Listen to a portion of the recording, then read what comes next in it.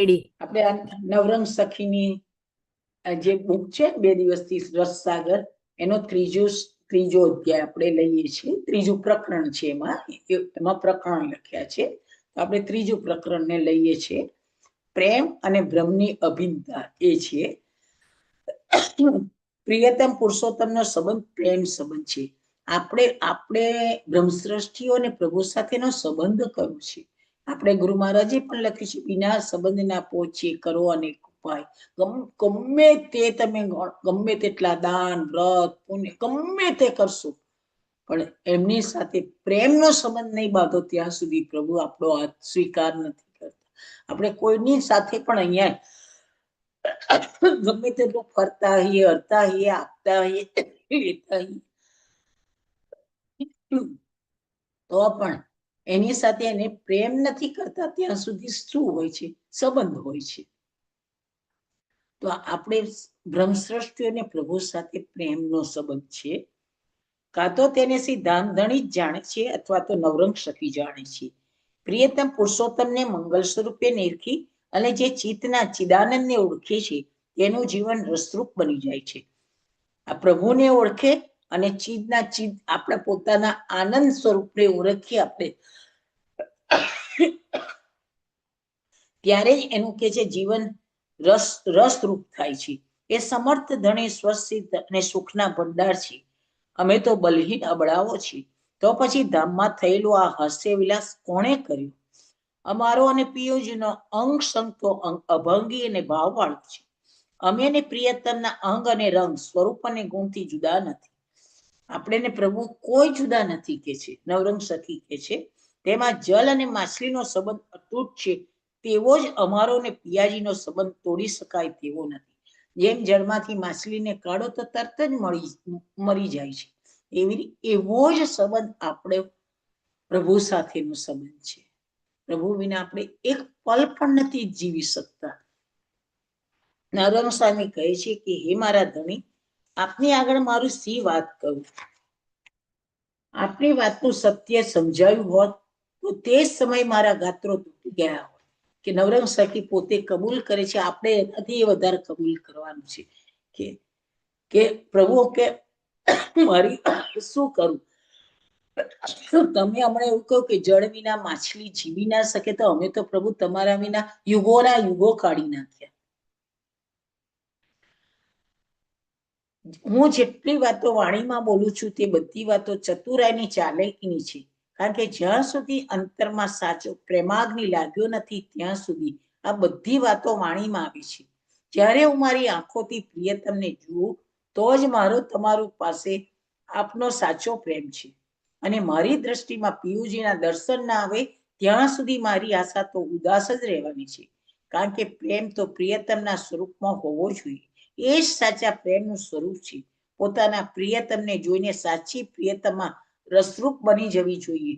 તો જ જેમ ધ્યાન કરતાની સાથે પ્રભુ સાક્ષાત આપણી સામે ના ઉભો રહ્યો તો એ બીજું બધા તો શબ્દો છે, બીજું બધું તો પાઠ કરીએ કે સેવા કરીએ બધા શબ્દો છે.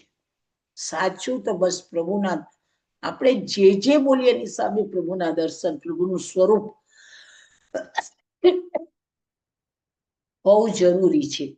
પ્રિયતમને જોતા વાર જ પ્રિયતમાનો પ્રેમ ઉભરાઈ જવો જોઈએ. કારણ કે પિયુ તો પ્રેમથી નિકટમાં વસે છે. હવે આ નવરંગ સખી હતા, તમને બધાને ખબર છે કે મુકુંદાસ કરીને હતા ત્યાં જામનગર, એમની સખી છે. અને સ્વાતિ મહારાજ ફરી વખત જયારે સ્વાતિ મહારાજ 400 વર્ષ પછી 300 વર્ષ પછી જયારે એ થયું, સ્વાતિ મહારાજ આવ્યા ત્યારે એમના પિતા ભોજાભાઈ એ નવરંગ સખી હતી. એ આવું લખે છે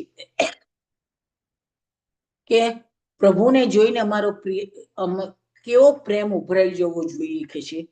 પિયુનો પ્રેમની નિકટમાં વસે છે.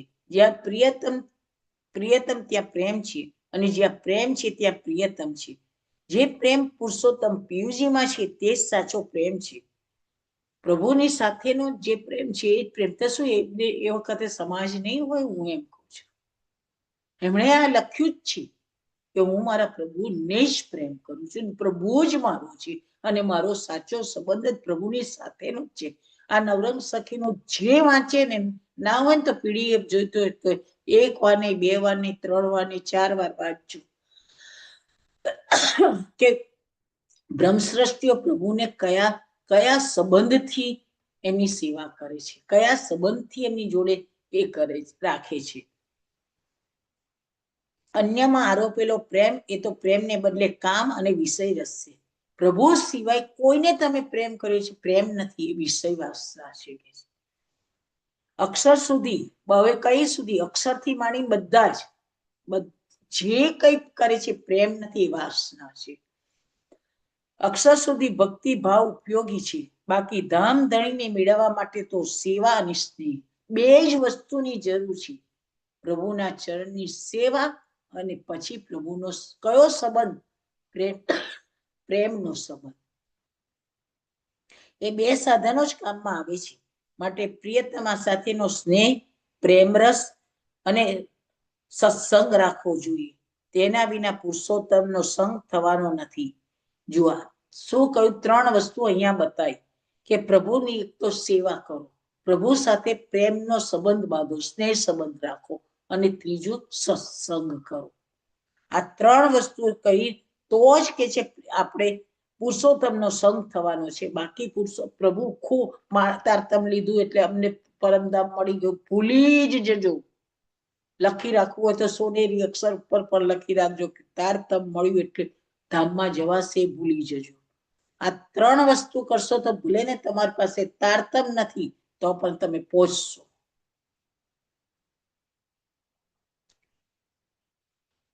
હે મારા ધામધણી, મારા અવગુણનો કોઈ પારાવાર નથી, અને તેવી જ રીતે તમારી કૃપાનો પણ પારાવાર નથી. અમારા અવગુણ એટલા બધા છે, અપરાધ એટલા બધા છે. અપરાધ કયો પ્રભુ? અમે તમને ભૂલી ગયા, એ જ મોટો અપરાધ અમારો. બીજો કોઈ અપરાધ જ નથી. પ્રભુને આપણે યુગો યુગો સુધી આપણે પ્રભુએ આપણે જોવા મોકલ્યા હતા, અને આપણે માયામાં રંગાઈ જઈએ ને બીજા પતિઓને અને બીજા સમાજને, અમારું સમાજ છે ને અમારું તો આમ છે, આમ રાખવું પડે ને, ઘરમાં રહેવું પડે ને, આમ. આ નવરંગ સખીને પૂછ્યા,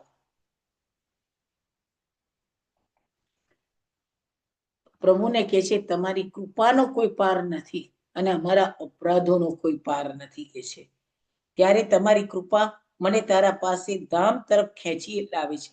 જ્યારે સમસ્ત વિશ્વ આપની કૃપાને ભૂલી ગયેલું હોવા છતાં તેના અનંત અવગુણોને, અપરાધોને આપે બાળી નાખ્યા છે, તો પછી મારા એકલાના અવગુણો આપને સામે શું કામ લડી રહ્યા છે? નવરંગ સખી પ્રભુને કહે છે કે તમારી પાસે તો કૃપાના સાગર છું, અને અમે તમે છેક બ્રહ્માથી માંડીને કેટલાના અપરાધો તમે એ કરીને તમે ભૂલી ગયા છો, તો અમારા અપરાધને કેમ તમે ભૂલતા નથી? આ વાંચીને મને તો એટલું બધું રડવું આવે, પ્રભુ અમારે એવો તો કયો અપરાધ કર્યો કે અમને સાવ તમે બાંધી દીધા? હે મારા પિયુજી, મારા ઉપર આપની કૃપા તો પ્રગટ દેખાય છે. જો મારી કોઈ ગણતરી ન હોત, આપની કૃપા ન હોત, તો મારા આપના નિધ સ્વરૂપ તારતમ સ્થાપ્યું ન હોત. આપણું તારતમ છે, નિધિ છે, ખજાનો છે આપણો. એ આપણી કૂંચી છે, ચાવી છે. ધામમાં જે તાળું ખોલવાની ચાવી છે, એ ચાવી આપણી પાસે તારતમ છે કે છે. આ ભરતખંડમાં વર્ણ, આશ્રમ, સિદ્ધો, સાધકો આદિ આપની કૃપા જોઈએ જ આપના ચરણોમાં પડે છે. તમારી કૃપા માટે આ બધા જ લોકો કે છે તમારા ચરણોમાં પડે છે. આ 14 લોકમાં રહેલી મૈથુની અને માનસિક સૃષ્ટિ 3 પ્રકારની સૃષ્ટિ છે. એક દૈવી એટલે કે બ્રહ્મ સૃષ્ટિ આપણી છે, પછી માનસિક સૃષ્ટિ છે જેમાં વિષ્ણુમાંથી ઉત્પન્ન થયેલા ભગવાનો જે કહો છો, પ્રથમ પુરુષ, તૃતીય પુરુષ ને અને બ્રહ્મા, વિષ્ણુ, મહેશ, એ બધી નારદ ને સનત કુમાર, એ બધી માનસિક સૃષ્ટિનું, શિવ, શંકર, રુદ્ર, એ બધા ભૂતો, એ બધા જ માનસિક સૃષ્ટિનું સર્જન છે. અને શત્રુપા અને મનોમાંથી જે જીવ સૃષ્ટિ થઈ એ મૈથુની સૃષ્ટિ છે. એટલે 3 પ્રકારની સૃષ્ટિ આપણે પહેલા ચર્ચા કરેલી છે. એ 3 પ્રકારની સૃષ્ટિ છે. તો એમાં માનસિક સૃષ્ટિમાં દેવો આવી જાય છે, અને મૈથુની સૃષ્ટિમાં મનુષ્યો આવી જાય છે. આપની કૃપા દ્રષ્ટિ પડે છે શિવ, ઈશ્વર, હરિ, હર અને બ્રહ્મા તેમજ અક્ષર સહિત આપની કૃપાને જોઈને આપના સેવકો બની ગયા છે. એ બધા જ બ્રહ્મા, વિષ્ણુ, મહેશ એ અક્ષર સહિત બધા જ કે છે તમારી કૃપાને જોઈને કે છે કે તમને તમારા ચરણોમાં પડે છે કે છે હે ધામધણી, મારા પર તો આપની અવશ્ય કૃપા છે. તેનો તો મને દ્રઢ નિશ્ચય પણ છે. જેને વશ આપ બની જાઓ છો ત્યાં કોઈને શું ચાલી શકે? ભલા હે પિયુજી, આપની કૃપાને કયા પ્રમાણોથી ગણાવી શકું? પ્રભુની અનંત કૃપા આપણા ઉપર છે, અનંત. આ વખતે તો બધી અતિ કૃપા છે. બેહદી સદગુરુ આપણને મળ્યો છે. આપણને બધું જ સર અક્ષર ને અક્ષરાતી સુધીની સમજ આપે છે. આવી કૃપા ક્યારે એકે યુગમાં નથી થઈ આપણી પાસે. એ કૃપા અત્યારે આપણા ઉપર વરસી છે. એ કૃપાને આપણે યાદ કરવાનું છે. એટલે જ ઘણી વખતે નથી એક ભજન પર છે, ઉપકાર તમારા જાજા રે ઓ ગુરુજી મારા, હું વંદુ વારે વારે રે ઓ ગુરુજી મારા. આ નવરંગ સખી પણ આગળ એમ જ કહેશે કે ગુરુ ને પ્રભુ જુદા નથી. પ્રભુ એ જ ગુરુ છે. કારણ કે ગીતામાં પ્રભુ ખુદ ગુરુ બન્યા છે અને ગુરુ એ જ પ્રભુ છે. એ બંને જુદા છે જ નહીં. આ પ્રમાણે આપની કૃપા બતાવવામાં ઓછા પડે છે. એટલે વાણી દ્વારા હું આપની કૃપાનું વર્ણન કરું એ તો મારી ભૂલ છે. એટલા માટે હું કૃપાની બાબતમાં મૌન સેવું છું. હું કે છે તમારે કેટલી અનંત કૃપા છે. કઈ કૃપા તમને, તમારા કયો ઉપકાર ગણાવું ને કયો હું ભૂલી જાઉં. એના કરતા હું મૌન ધારણ કરી બસ આંખમાંથી આંસુ લાવીને તમને કહું કે પ્રભુ આપ અનંત કૃપાળુ છો. એટલે હું પહેલા એમ કહેતી કે મારા જ્યાં હોય એની પાસે બધી જ વસ્તુ હોય, પણ સૌથી વધારે હું પ્રભુને પ્રેમ કેમ કરું છું? એમનો આ એક ગુણ છે. કયો ગુણ છે? કૃપાનો. એમની એ કૃપાનો સાગર છે. એ આપણે ગમે તેટલા અપરાધો કરીને જઈશું પણ એમના ચરણમાં જયારે પડી જઈશું ને ત્યારે એમ એકે અપરાધ આપણને ગણાવશે નહીં. અને તરત જ કે બસ આવી ગયો ને, હવે તને ખબર પડી ને કે તારું કોણ સાચું સગું છે. બસ હવે કઈ જરૂર નથી, કઈ બોલવાની જરૂર નથી. બસ તું મારે શરણે આવ્યો ને, વાત પતી ગઈ. આટલા બધા કૃપાના સા. આપણું છોકરું કઈક ભૂલ કરીને આપણી પાસે તો આપણે કેટલી વાર ગણાવી, કેટલી વાર કહીએ હવે આવ્યો, ગયો તો, નામ થયું, નામ કર્યું. છોકરું શું, બેન હોય દીકરી ગમે તે કઈક બોલે તો આખો દિવસ એને કોચ કોચ કોચ કોચ કરી. આમ કર્યું, નામ કર્યું, નામ કર્યું. આ પ્રભુ એવો નથી. પ્રભુ કૃપાનો સાગર છે. બસ તને જેવો છું તું એવો મારે શરણે આવ્યો. બસ હવે તું મારો અને હું તારો. આવી કૃપા કોઈ કરી શકે? જો કોઈ સેવાને સ્નેહ સહિત પુરુષોત્તમને પીછાણે છે એટલે ઓળખે છે. સેવા કરી અને એમનો સ્નેહ કરી, એવો સંબંધ બાંધી પ્રેમ કરી અને કે છે એમને પીછાણે છે, તેને પિયુજીના પ્રસાદનો એક કણ પણ અનંત એકાદશીના ફળરૂપ બને છે. અરે એટલું જ નહીં, નવરંગ સ્વામી તો એમ કહે છે કે મહાપ્રસાદનો એક કણ હોય તો તેની સમાનતામાં અનંત એકાદશીઓ પણ આવી શકે નહીં. પ્રિયતમ પુરુષોત્તમને પીછાણીને જે મહાપ્રસાદ લે છે, જુઓ આ મહાપ્રસાદનો પણ એક મહિમા કયો છે કે પ્રભુને ઓળખીને મહાપ્રસાદીનો એક કણ પણ તમે લો છો તો પણ તમારો બેડો પાર થઈ જાય છે. એટલે જ ગુરુ મહારાજ સ્વાતિ મહારાજે આપણને કહ્યું છે કે આપણા આ પ્રભુને ધરાયેલું એક કણે કોકે ખાધો છે ને એને લાંબે ગાળે, હજુ 2 લાખ વર્ષ બાકી છે એટલે લાંબે ગાળે પણ પ્રભુને એને લેવો જ પડશે, લેવો જ પડશે. ધામમાં જશે જશે ને જશે. આટલી બધી મોટી મહાપ્રસાદીનો મહાત્મ છે. પ્રિયતમ પુરુષોત્તમને પીછાણી જે મહાપ્રસાદ લે છે તેને અનંત એકાદશીનું ફળ પ્રાપ્ત થાય છે. નવરંગ સ્વામી કહે છે જે કોઈ મહાપ્રસાદનો મહિમા સમજે છે તે જ પ્રિયતમ પુરુષોત્તમને પ્રેમપૂર્વક ઓળખી શકે છે. એટલા જ માટે શ્રી દેવચંદજી મહારાજે અને સ્વામી પ્રાણનાથજીએ તમામ લૌકિક ધર્મનો ત્યાગ કરી એકમાત્ર ધામ ધણીને જ હૃદયમાં ધારણ કર્યા. તો શું આ લોકોને નહીં સમજવું? પણ તે બધું જ છોડી દીધું છે. એક પ્રભુ સિવાય કોઈનો સ્વીકાર નથી કર્યો. ધામધણીને જે તત્વ સદગુરુ શ્રી દેવચંદજી મહારાજે પ્રદાન કર્યું અને એ જ નિજ નામ સ્વરૂપ તત્વ શ્રીજી સાહેબે જેને ધારણ કર્યું, એ જ નિજ નામ સ્વરૂપી તત્વ સ્વીકારવા માટે નવરંગ સખીએ તમામ લૌકિક ધર્મનો ત્યાગ કર્યો છે. બધું જ છોડી દીધું હતું. એક કે એક નવરંગ સખીએ એક કે એક વસ્તુ એમણે લૌકિક વસ્તુને છોડી દીધી.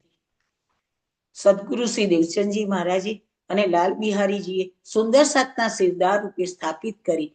તેમનામાં આવેશ, આત્મા, અક્ષર, આજ્ઞા અને તારતમ આ 5 વસ્તુ છે. આવેશ, આત્મા, અક્ષર, આજ્ઞા અને તારતમ એ 5 સ્વરૂપો સ્થાપ્યા. અને આવેશ, તારતમ અને આત્મા રૂપી 3 સ્વરૂપો સુંદર સાતમાં સ્થાપિત કર્યા. પોતે 5 તત્વો ધારણ કર્યા અને સુંદર સાતને 3 તત્વો આપ્યા. 3 સ્વરૂપો સુંદર સાતમાં સ્થાપિત કર્યા. જે તમામ સુંદર સાતને પોતાની સાથે લઈને ચાલે, તેને દરેક પ્રકારનો બોધ આપીને જાગૃત કરી અને તેના ધામધણીના સન્મુખ કરે, તે જ સાચો સરદાર છે. આપણા ગુરુ મહારાજે નિજાનંદી તત્વની જેમ આ 14 પુસ્તકોમાં પહેલામાં જે આપેલું છે નિજા, એમાં એ જ કહ્યું છે સિરદાર કોણ? સિરદાર કોણ? તમે ધર્મનો સિરદાર કોણ કહેવાય? તો રાજ રતન સુંદર ને ગણો નિજાનંદી ધર્મ પાળના, નિજાનંદ ને વિસારે ને તે સાથમાં સિરદાર. 6 પદ બનાવ્યું છે ગુરુ મહારાજે. સામાન્ય માણસ શબ્દે શબ્દે કહી છતાં તેની પ્રતીતિ કોઈને પણ થાય નહીં. તે જ એકમાત્ર સિરદારના શબ્દથી બધા લોકો રસપૂર્વક સ્વીકારે છે. સર્પને જેમ મણીનું મધ ચડી જાય અને મધને લીધે મૃત્યુ પામી જાય છે, પરંતુ મોરલીના નાત્યે સજીવન થઈ જાય છે. શબ્દની શક્તિ ઘણી છે. એટલા જ માટે ઘણી વખત મોટા માણસો, આપણા વડીલો હોય ને, એવું કે જેમ તેમ બોલશો નહીં, જેવું તેવું ના બોલશો, શુભ બોલો, શુભ શુભ બોલો. શબ્દ પણ બ્રહ્મ છે. ક્યારેક તમે બોલો અને એ સમય, એ કાળ, એ સમય ત્યાંથી તો તમારું બોલેલું સત્ય થઈ જાય છે. અને એમાં જે મોટા મોટા સાધુ સંતો હોય એ લોકોનું તો ખાસ. એટલે તો પેલા શું થાય, જે શ્રાપ આપતા હતા શા નથી આપતા હતા? વાણીથી જ આપ્યું છે, શબ્દથી જ આપ્યું છે. પરિસ્થિતિ રાજાને શ્રાપ શા નથી મળ્યો? એના પુત્રથી, શૃંગી ઋષિના પુત્રને બોલ્યાથી જ કે 7મે દિવસે તારું મૃત્યુ થશે. અને થાય છે. શબ્દ બ્રહ્મ છે. એટલે બ્રહ્મ સૃષ્ટિઓ સુંદર સાત પણ વિચારી વિચારીને બોલજો. ખૂબ સંયમ, શબ્દનો સંયમ ખૂબ રાખો. કદાચ કહેવું પડે ધર્મના માટે, અધર્મને અટકાવવા માટે કહેવું પડે, તો પણ વિચારીને બોલજો, સમજીને બોલજો. જેમ તેમ આ બ્રહ્મશ્રેષ્ઠીઓના મુખમાં બોલવું શોભે જ નહીં. અને એમાં સુંદર સાતની વાત કરવાનો વખતે તો ખાસ ના ભાઈ, ના આપણાથી ત્યાંથી નીકળી જજો. પણ બ્રહ્મ સૃષ્ટિ માટે ક્યારેય ને ક્યારેય કોઈ વાર પણ અપશબ્દ કે કોઈ વાતો કરતું હોય તો સાંભળશો નહીં. એ તો એનું પણ સાંભળ્યાનું પાપ છે, જોયાનું પાપ છે. શબ્દનો પ્રહાર માનવના પ્રાણ પણ લઈ શકે છે. જેવા આવા શબ્દોની ભેદ સમજીએ છીએ તે પાર થઈ જાય છે. શબ્દ સ્વરૂપ મંત્રથી ઝેર પણ ઉતરી જાય છે. એક શબ્દ સંસારના બંધનમાં નાખે છે. એક શબ્દ તેને નિશ્ચય અને અનિશ્ચય વચ્ચે નાખી દે છે. પરંતુ નવરંગ સખીના શબ્દો સારરૂપ છે. પારખનારાઓ બધી વસ્તુને પારખી શકે છે, પણ શબ્દને પારખી શકતા નથી. શ્રી નવરંગ સ્વામી કહે છે, જે શબ્દને પારખે તે પરમહંસ કહેવાને યોગ્ય છે. કોઈ વખત તમને કોઈ ગુરુ ટકોર કરે, શબ્દથી જ કહેશે, સામે જવાબ ના આપશો. તમે વિચારી લેજો, મારે આમાં વિચારવાનું છે. આ બોરસદ મંડળ ખાસ સ્વાતિ મહારાજ કશું બોલે તો સામે કોઈ બોલતું નહોતું. અત્યારે તો ફટાક ના બેન આમ નહીં, આમ હતું, આમ આવતું. ના, મારા ગુરુએ કઈક ટકોર કરી હશે, કઈક શબ્દથી બોલ્યા હશે. કારણ કે પાંચ વસ્તુ ચરણથી આશીર્વાદ અને એ મળે છે, હસ્તથી મૂકે છે, કોઈ વાર મુખથી કે છે ને આંખની દ્રષ્ટિથી, અને ઘણી વખત એમના હાવોભાવથી પણ તમને ટકોર કરતા હોય છે, તમને ટકોર કરવા કંઈક બોલતા હોય છે. એ શબ્દ બ્રહ્મ છે. એ જે સમજી જાય કે મને આ કઈ રીતે ટકોર કરી. હું કેટલી વાર કહું છું સાચા સુંદર સાથ બનો, કેટલી વાર એમ કહું છું કે બ્રહ્મ સૃષ્ટિઓનું કઈ પણ કઈ થતું હોય તો ત્યાંથી દૂર ખસી જજો, પણ ક્યારેય આડા મોડામાં બ્રહ્મ સૃષ્ટિની વાત કરવી ના જોઈએ, કારણ કે આપણે એક જ અંગના છે. એને કહ્યું છે એવું નહીં, એ જ શબ્દ આપણા ઉપર જ છે, કારણ કે આપણે ને બ્રહ્મ સૃષ્ટિઓને, આપણે ને શ્યામાજી, આપણે ને પ્રભુ આ જુદા નથી. પ્રભુ શ્યામાજી સુંદર બ્રહ્મ સૃષ્ટિ જુદી નથી. એટલે તમને તમે કયું બ્રહ્મ સૃષ્ટિ ને તમે એમ કહ્યું સુંદર સાથે મેં તો કહ્યું, પણ તમે સુંદર સાથે નથી કહ્યું, તમે પ્રભુને કહ્યું છે વસ્તુ. તમે સુંદર સાથે એ વસ્તુ નથી કહી, તમે શ્યામાજીને કહ્યું છે વસ્તુ, અને એ ક્યારેય માફ નથી થતી. ભલે તમે ગમે તેટલી તારતમની માળાઓ કરી હશે તો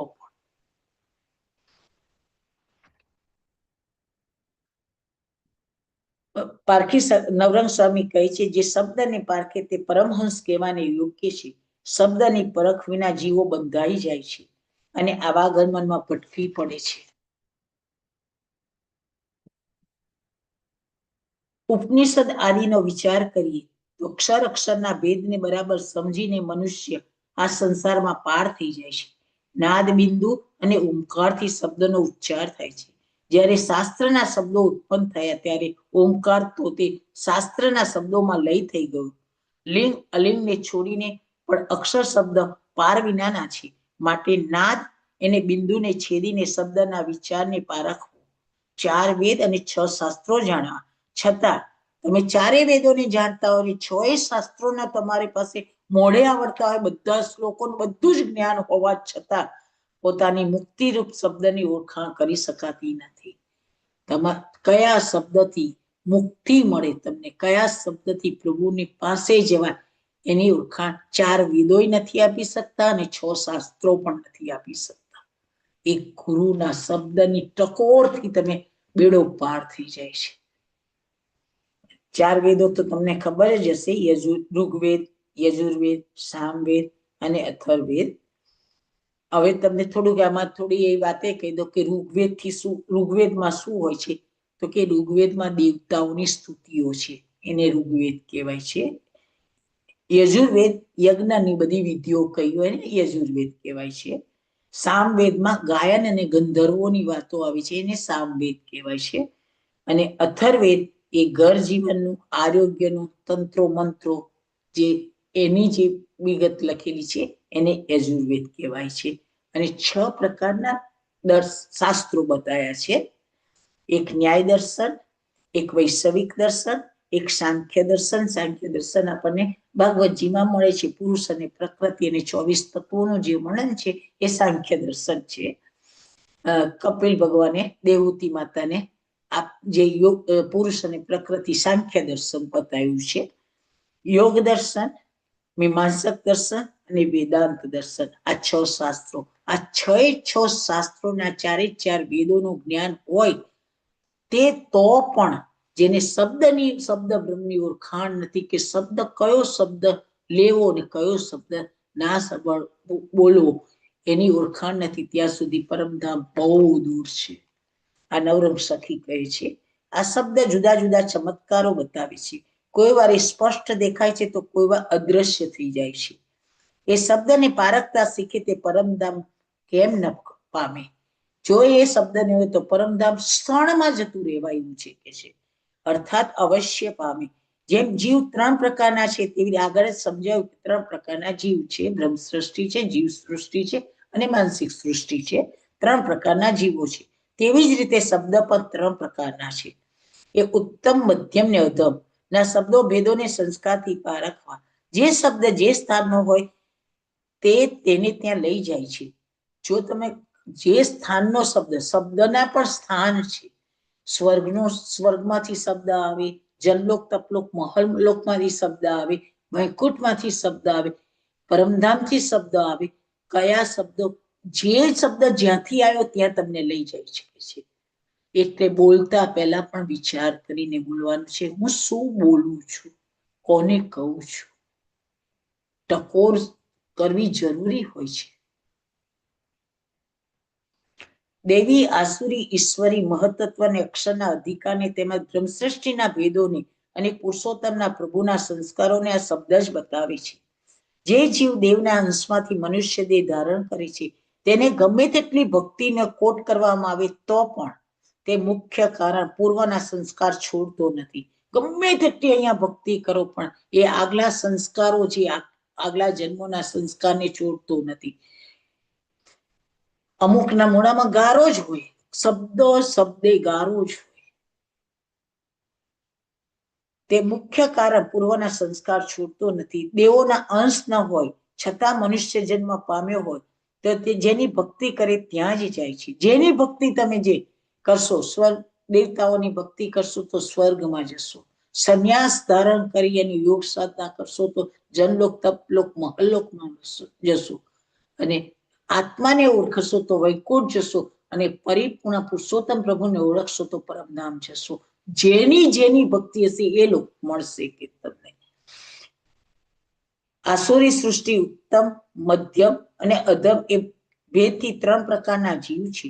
જીવ સૃષ્ટિ, દેવી સૃષ્ટિ, જીવ સૃષ્ટિ અને દેવી સૃષ્ટિ ઉત્તમ અને મધ્યમ એમ 2 પ્રકારની છે.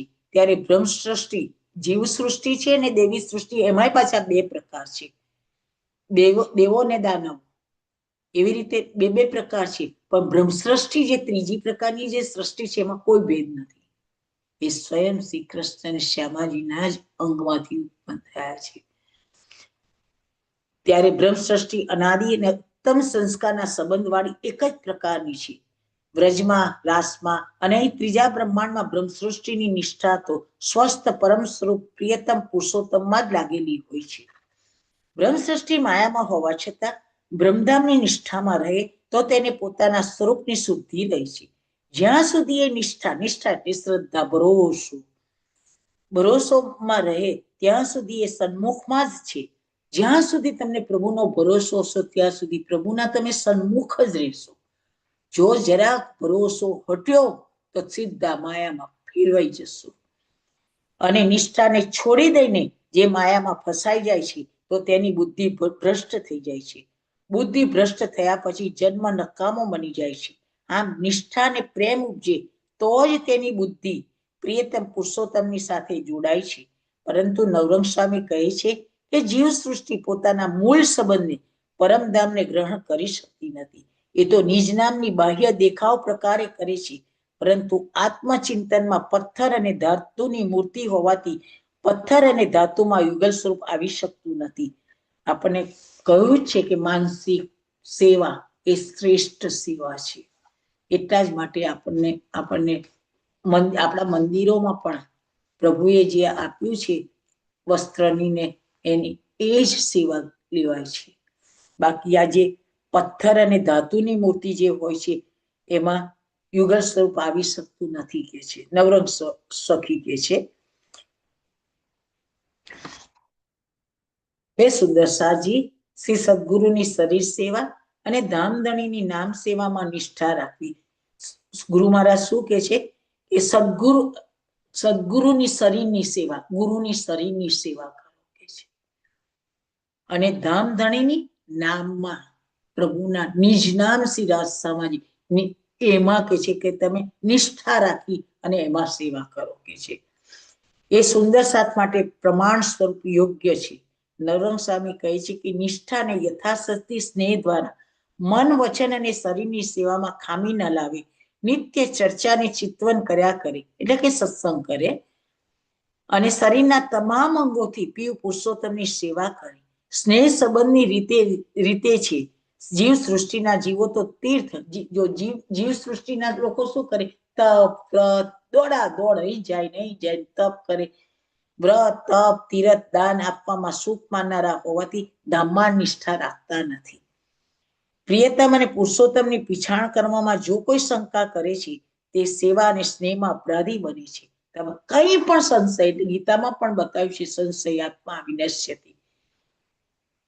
શ્રી રાજજીને ધરાવેલો ભોગ સુંદર સાત એકાદશીને દિવસે પણ પ્રેમથી આવે. કોઈ એવું કે ઘણી વખતે પ્રભુ રાસામાજીને ધરાયેલો ભોગ તો કે આજ મારે 11 છે ના, કોઈ દિવસે શ્રી રાસામાજીની ધરે 11 કરી હોય, આપણે તો કરવાની નથી, તો ઘણા લોકો કરતા હોય છે, તો કરી હોય તો પણ મહાપ્રસાદી લેવી જ જોઈએ. પ્રેમે નવરંગ સ્વામી કહે છે એકાદશીને દિવસે પણ જે મહાપ્રસાદનો ત્યાગ કરે છે તે અપરાધીઓનો શિરતા શિરોમણી છે. પ્રિયતમ પુરુષોત્તમને ઓળખ્યા સિવાય જે માત્ર મહાપ્રસાદ જ આરોગી જાય છે અને આમ માત્ર મહાપ્રસાદ આરોગવા માટે જ એકાદશી વ્રતનો ત્યાગ કરે છે, તો તેવી ભાવના તેને દુઃખરૂપ બની જાય છે.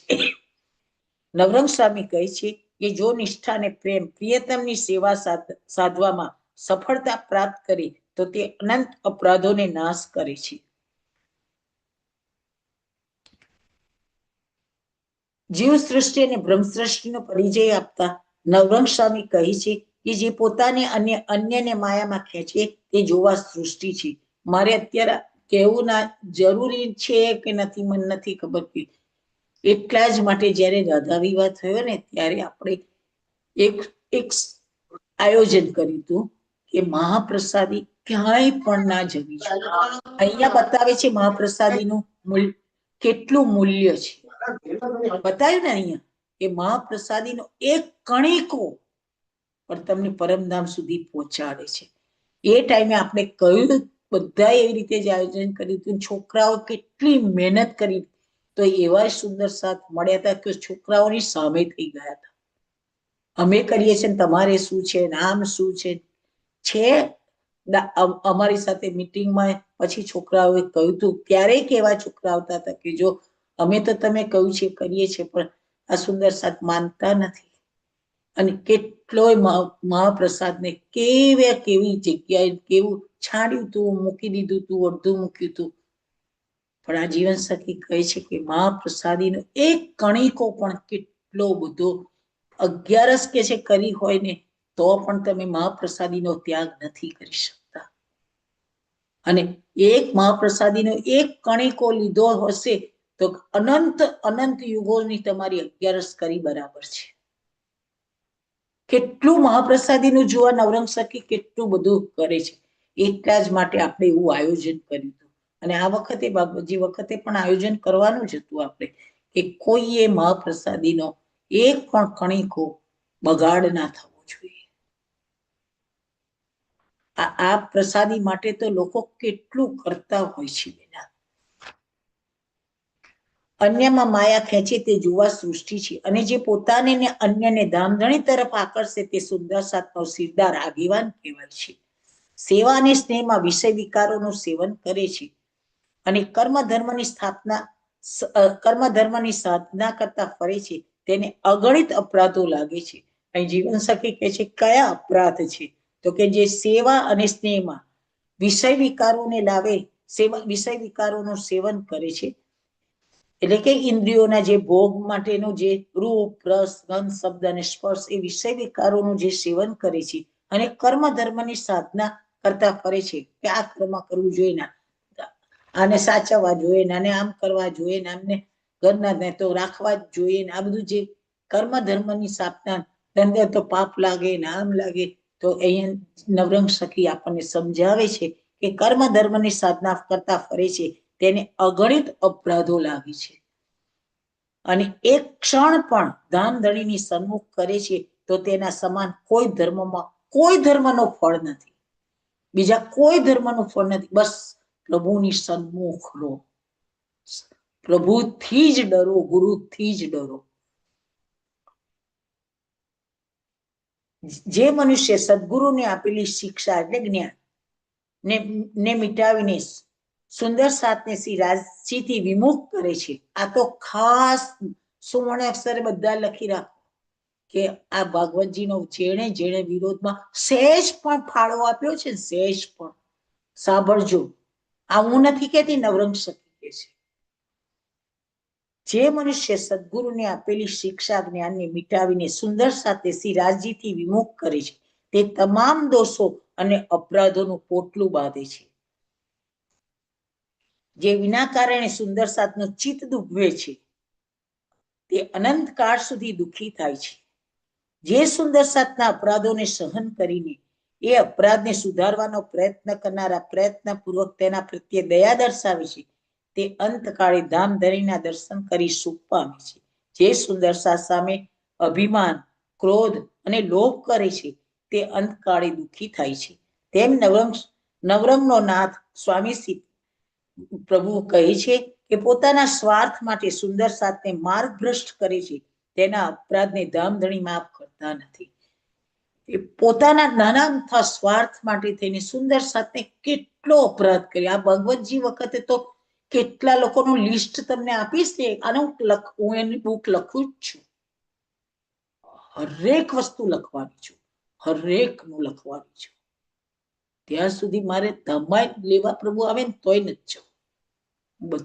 લખવાની જ છું કે કોણે કોણે કેવો કેવો અપરાધ ને કયા પ્રપંચો ને કયા ખેલ ખેલ્યા અને એમને શું શિક્ષા છે આ નવરંગ સખી કે છે. જે પોતાના સ્વાર્થ માટે એક નાના અમથા એક પૈસાના સ્વાર્થ માટે એક હિસ્સા માટે થઈ. ગામમાં 5-5 મંદિરો હોય છે તોય કોઈ વિરોધ નથી હોતો. અને ઝૂંપડી મોલ બનાવે ત્યારથી ઈર્ષા, ત્યારથી જ એ લોકોના મનમાં પ્રપંચોના ખેલો ચાલુ થઈ ગયા હતા. તે પોતાના સ્વાર્થ માટે સુંદર સાતને માર્ગભ્રષ્ટ કરે છે. આ છોકરીને કેટલું દુઃખ દીધું, કેટલું દુઃખ દીધું. કઈ કઈ ફોટા મોકલ્યા, કઈ કઈ ફોનો કર્યા, કઈ કઈ ધંધા કર્યા. તેના અપરાધને ધામધણી પણ માફ કરતા નથી. પ્રભુ એનું મુખારબીન જોવા પણ માંગતા નથી. ભલે તમે લાખો માળાઓ કરો અને કરી હશે, કસાય કામની નથી. શ્રી નવરંગ સ્વામી કહે છે કોઈએ સુંદર સાતને તેના દોષ માટે પેણાટોણા મારવા નહીં, કારણ કે મારા પ્રભુ સિવાય કોઈ નિર્દોષ છે જ નહીં. અપરાધ જ જોવા હોય તો પોતાના અપરાધો જોવા જોઈએ, પરંતુ બીજાના દોષો સામે જોવું ના જોઈએ. જે સુંદર સાત વિના અપરાધી અપરાધી માની છે તે સુંદર સાત અપરાધી બને છે. જે મનુષ્ય માયા અને મોહના કારણથી મિથ્યા વચનો કહે છે તે અંતકાળે મહા અપરાધી બનીને મૃત્યુ પામે છે. માટે ચેતવું હોય તો ચેતી જજો. ધામધણીને જાણ્યા પછી પીછેહટ કરે છે તે અપરાધીથી તેની બુદ્ધિ ભ્રષ્ટ થઈ જાય છે. આવા લોકો કહે છે કે હે ધામધણી, અમે તો સુંદર સાતમાં છીએ અને તેના અંગો અપરાધથી ખડાયેલા હોય છે. આવા લોકો પિયુજીને કામ આવતા નથી. માયાનો મત પ્રાપ્ત કરી ધર્મની શુદ્ધિ ગુમાવનારા અપરાધથી બુદ્ધિ ભ્રષ્ટ થાય છે. જગતના જીવોનો વિરહ પણ કેટલી વાર લોકોને આશ્ચર્યનો વિષય બને છે. તો પછી પ્રિયતમના વિરહને જોઈને તેને કોઈને ઉપમા આપી શકાય?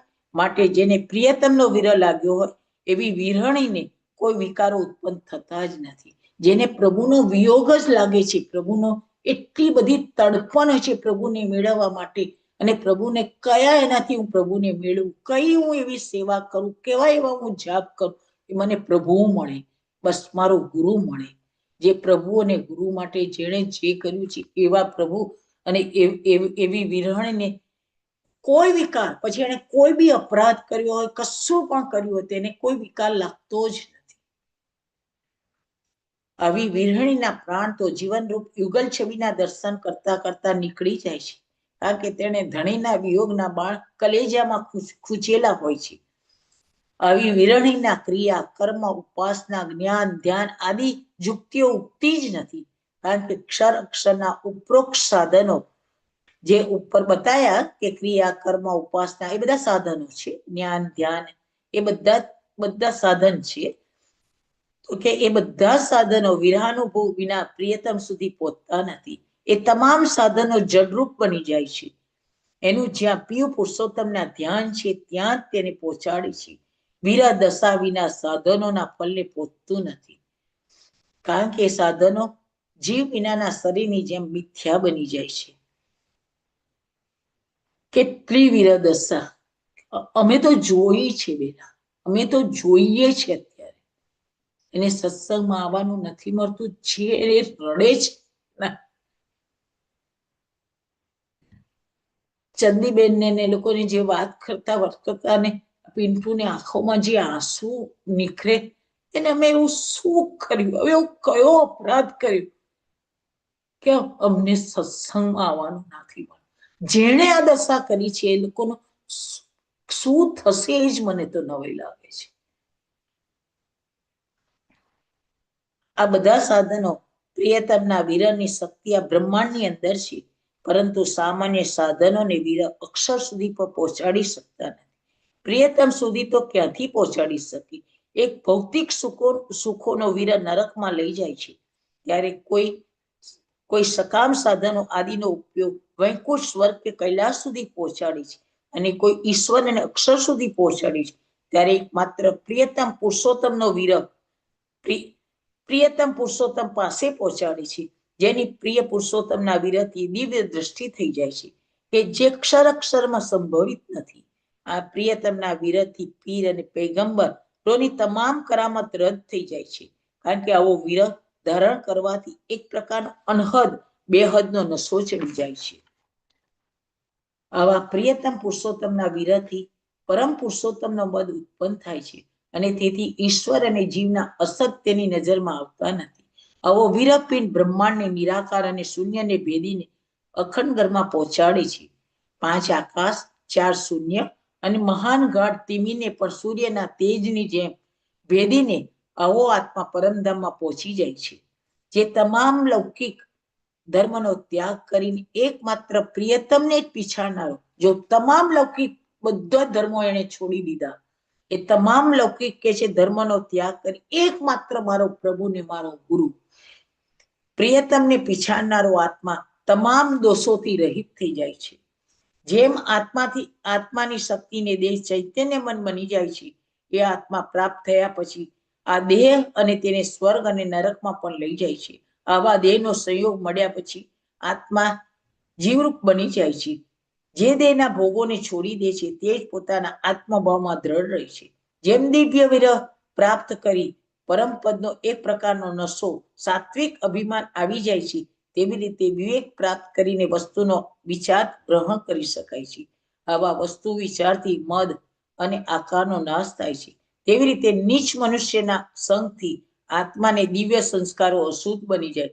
એટલે કોક એવા નીચ માણસની સાથે તમારો સંગ થઈ જાય, ભલે તમે ગમે તેટલા સત્સંગ માળા કરતા હોય, ગમે તેટલા તારતમની માળા કરી હોય, કે તમે રોજે તમે સેવા કરતા હોય, તે છતાં પણ જો આવા નીચ માણસનો કે છે સંગ થઈ જાય તો તમારા આત્માને કે છે એ તરત જ દિવ્ય સંસ્કારોથી અશુદ્ધ બનાવી દે છે. એટલા માટે કોને સાથ આપવો અને કોને સાથ ના અપાય એનો પણ વિચાર કરવાનો.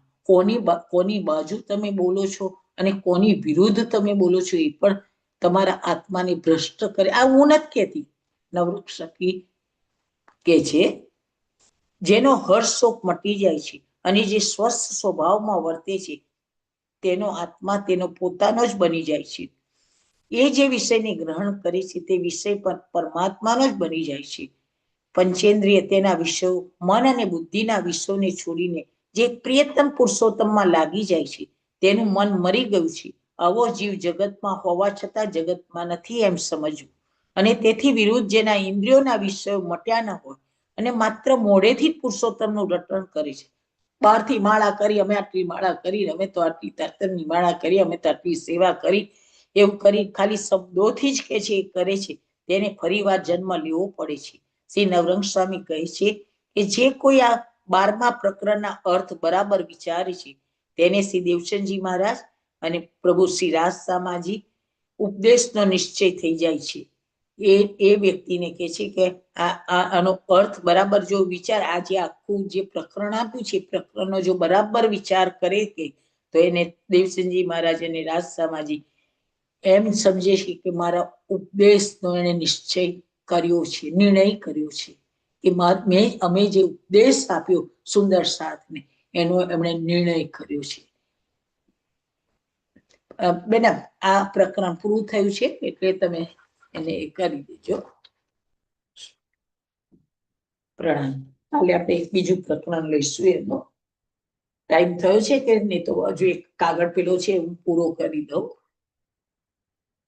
વેપાર છે તો થઈ ગયો બેન, 3:30 પોણા 4 જેવું થઈ ગયું છે. ઓકે, તો આપણે સરની સેવા લઈશું, કઈ વાત નથી.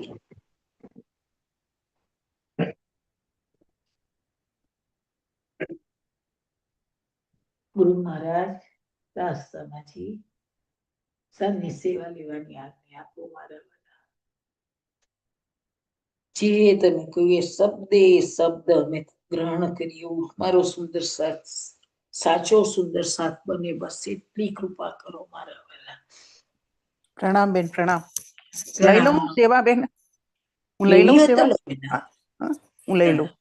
પ્રણામ દીપિકા બેન, કોટી કોટી પ્રણામ.